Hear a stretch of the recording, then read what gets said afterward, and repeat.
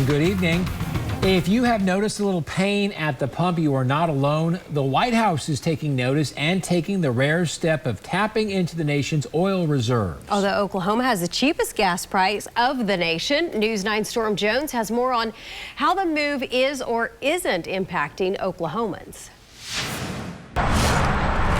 With gas prices up more than $1.10 here in Oklahoma compared to this time last year, the Biden administration is tapping into the nation's strategic petroleum reserve, a move analysts say will likely have little effect here at the pump.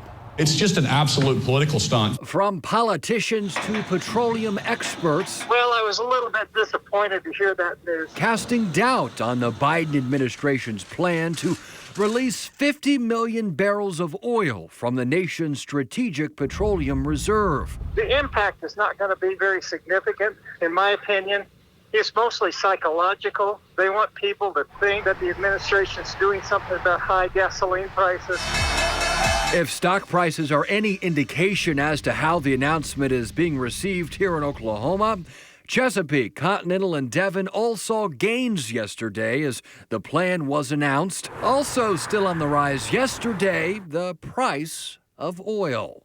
When you look back at last year, when COVID hit, everybody stopped traveling. So energy demand dropped off the cliff. Oil and gas economist Steve Agee says our current predicament goes back to supply and demand and energy producers' reluctance to ramp back up production. I think they're just unsure about what is going to happen with these prices.